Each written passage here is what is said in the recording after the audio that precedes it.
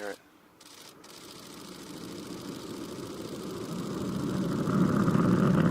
Oh my God.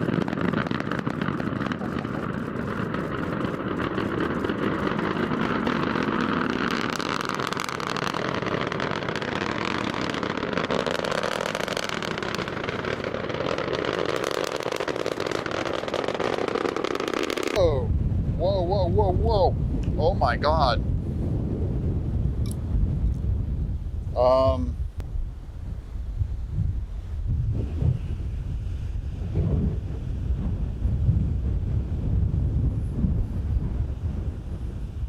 I have no idea what this is. Let's see, it has some writing on it. Sorry about the wind. Oh, let me look at it a little closer. So I'll do it this way. So right here is what we found.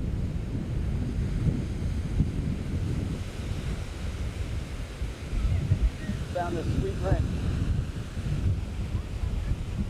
Inside there, it does say 925. Okay. Well, I got something there. Okay, that did not sound like what I was digging for, but we found a nickel.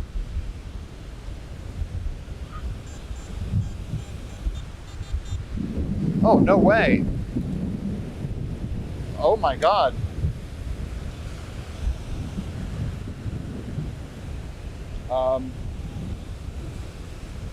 Alrighty. So, remember how I said this was my best day of metal detecting I've ever had? We found another ring. Dang wind. I don't know if this one's worth anything. Right there it is. Yeah, I don't see any numbers, so I don't think this one's silver. Yeah, you think it's an opal? It's a little offset. I don't know. So there is a nice looking mammalian cell.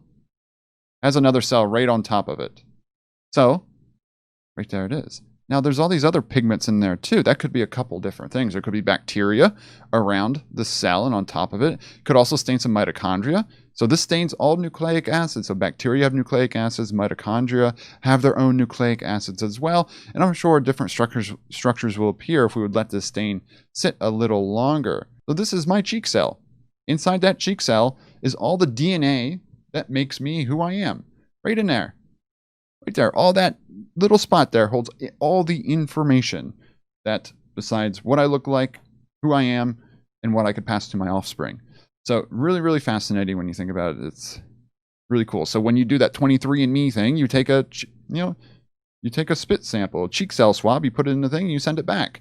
You're sending them this, and then it can take that and then figure out where you're from and, what sequences of your DNA match with other areas of the world.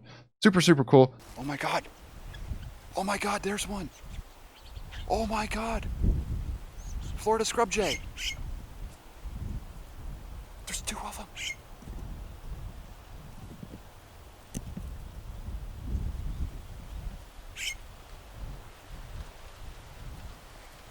Guys, we finally found a Florida scrub jay.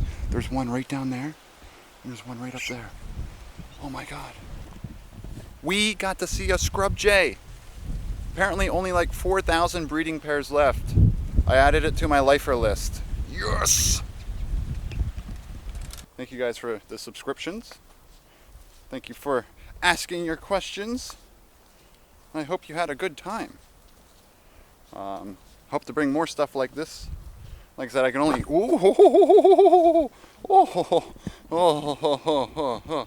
I almost walked right into this. What are you? That is an ugly spider. Almost walked right into that. Okay, here we have identification. This is, let's try that again. Okay, identification time. This is called the spiny orb weaver. If you guys can't see a good shot there, spiny orb weaver. So these come in, they bind to this and label these cells then for the immune system to destroy them. Your immune system thinks these cells are foreign. So then you begin to lose these type 2 alveolar cells because there's a lot of inflammation in the region, and that's where the pneumonia symptoms start appearing. But I feel like going over how this process works, how this virus replicates and then gets out is very important. Here we go. Yep, there it is. Ooh, the candlestick has lit. When I'm saying this thing gets daylight here, I'm not kidding. There we go. We have liftoff. SpaceX Falcon 9 carrying 58 more Starlink satellites. Okay, this is gonna be awesome. Whoa, it keeps getting bigger. That is so cool. These are the moments I wish I had a really, really expensive setup. Oh, you can see the... Look, is that the entry burn happening right now? Can you see the little dot right there? I think that's the entry burn coming in, where it fires its engines to protect itself as it's coming back through the atmosphere. It acts as like the heat shield. Yes, there it is. You can see it. It's creating its heat shield right now. Oh my gosh, this is so neat to see. Oh, you see a heart. Yeah, you can. I could see an upside down one. In a way, I can see what you're saying. Oh, actually, yeah. No, inside the one, you can see a heart. Yes. Oh my gosh. I'm gonna take a picture.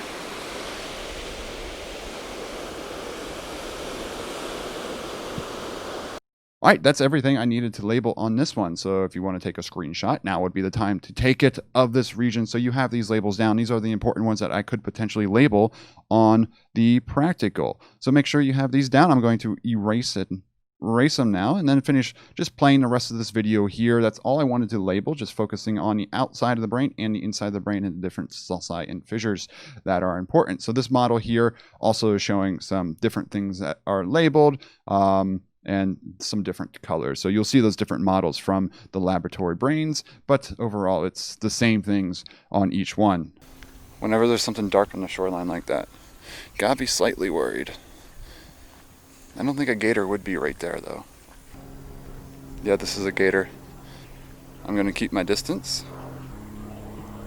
So right there we have an American alligator. Not a crocodile. This is freshwater.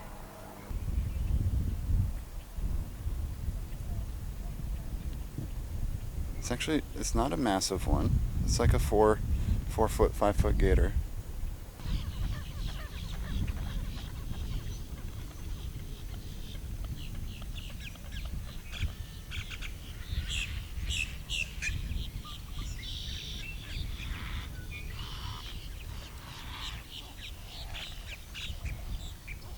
The skull is a very, very intricate structure. Tons and tons of bones make up the skull. So we break it up into the cranial bones and the facial bones. All these bones, except for the jaw or the mandible, are fused together by sutures. So it's not just one bone. It's all these different bones that come together to form the skull. We have a whole bunch of different holes or foramens in here, and meatuses and fissures that then are important passageways for arteries, veins, and nerves. So they're looking at the fissures in the eye. We see 2 little foramens above and below the eye. So in this video, we're going to be going over all the major structures of the skull, all the major bones of the skull, and so forth. All right, we have the booster coming in right there.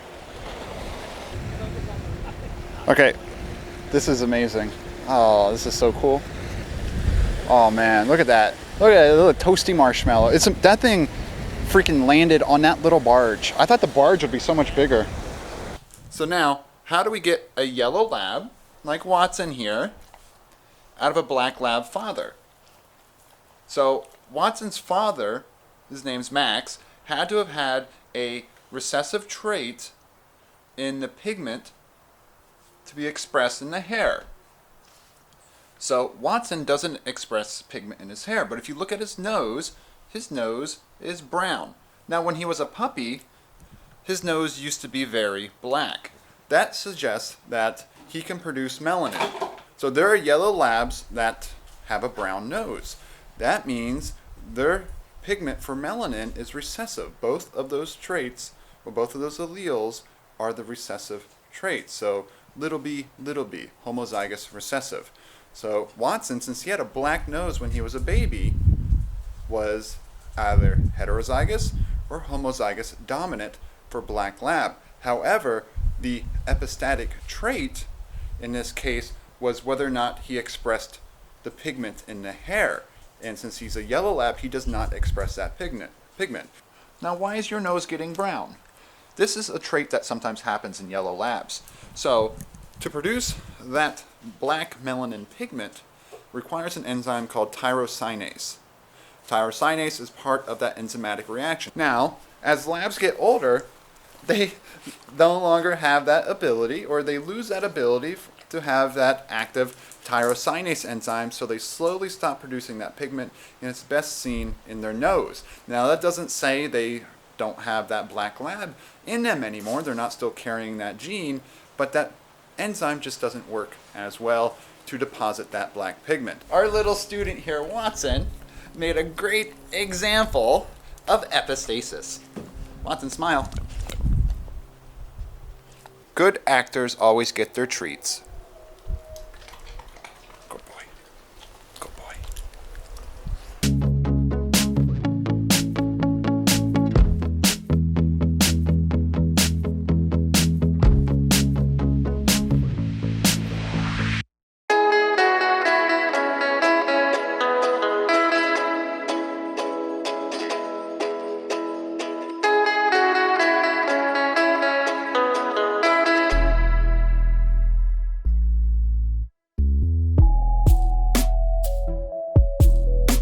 Then down here, gluteus medius, and then everyone's favorite, the gluteus maximus.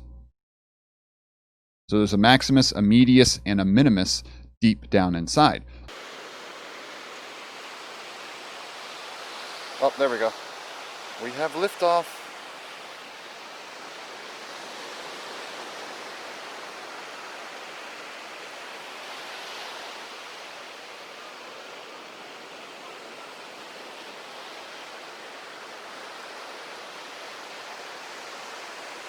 Yeah, that's the coolest thing ever.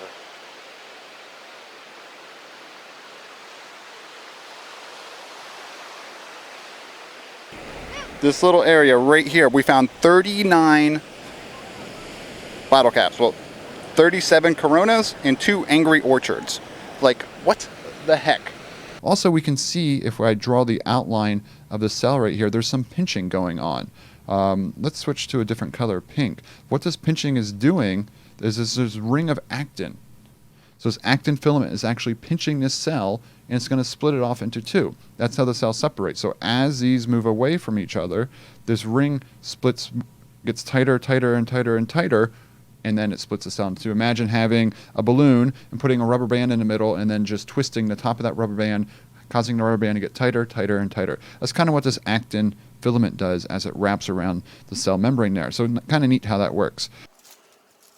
And here we can see the different colors coming through. So whereas green is where we have the chlorophyll, which is transmitting the green light, absorbing the other pigments. So now here the edges, the chlorophyll has died. So the carotenoids are able to withstand greater temperature changes and whatever is causing these leaves to change color. So out here, red light is being transmitted through those carotenoids. So slightly different light absorbing pigments found in the leaves, and usually we all see green because chlorophyll is the most abundant. But if the chlorophyll begins to degrade or isn't present, that's when you see the different colors in the leaves. Cool, cool, cool. I'm tired. I'm just digging up cans, wondering, what is life? Am I just a can digger upper? Am I ever gonna find diamonds? Am I ever gonna find gold, or am I just gonna find cans all my life? I'm okay with cans, because finding something is better than finding nothing. No way it can be a can again. A can. What do we have? I see something. Oh, this is a good one. It is a can. Why do they put blood plasmas into the IV drips? Is that because the plasmas are rich? So, yeah, you have to have the concentration of what's entering the body to be equal to what's in there. If not, all the red blood cells could either lyse or shrivel. It's called tonicity. So if IVs are too highly concentrated, water will actually come out of your red blood cells, causing them to shrink. If the concentration is too low, let's say you inject someone with deionized water, which pretty much has nothing in it, that'll actually cause water to come out of the, well, come into the red blood cells. It's called a hypotonic solution, and it could cause your red blood cells to lyse. So when they're making the IVs and stuff, they got to make sure the concentrations match what's inside the body, or you can cause severe problems by lysing someone's red blood cells. And this is why that's also why you should not drink deionized water. Stuff in your water is good because you don't want to lyse the cells in your mouth. Check it out. Yo.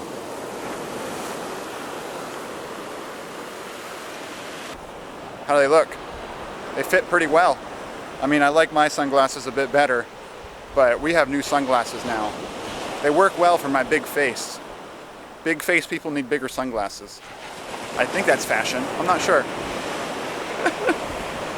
So right here would be a blood vessel moving through this brain tissue, and then you see this dark matter surrounding it. These are actually foots of these astrocytes. So I'll zoom into these eventually, but you can see all these individual astrocytes. All these dark stains in here are actual astrocytes. So it's really, really neat that we can see these. And if we zoom in here, just with the program, we can see these wrappings around the capillaries here and these star-shaped structures and all these little, pieces coming out, clinging to neurons around them. So they're supporting the neurons. They're helping them make neurotransmitter if they need to. They're regulating what comes through these capillaries. So this is called the blood-brain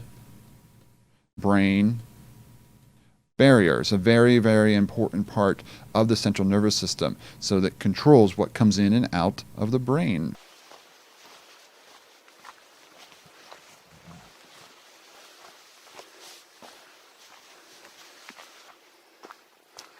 Two miles.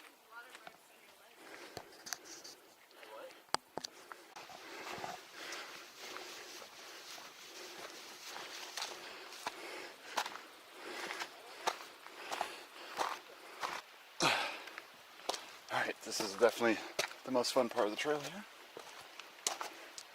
Let's see.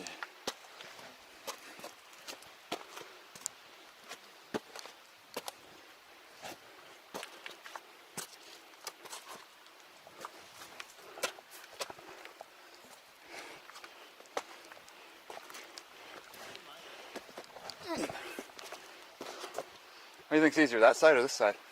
I stayed to the right, kind of. Yeah. I went that way.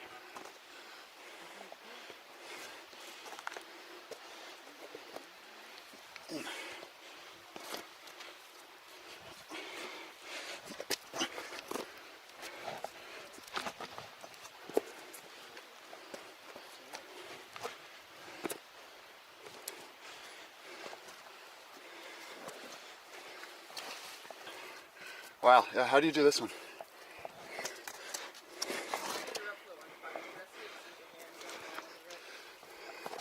Actually, that's a better grip there than the rope.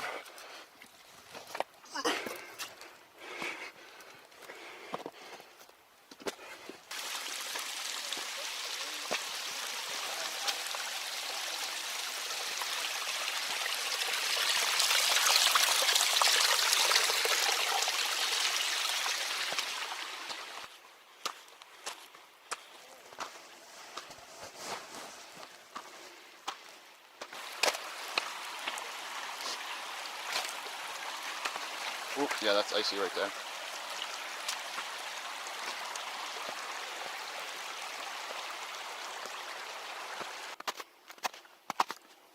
Yes. This is it. We have made it.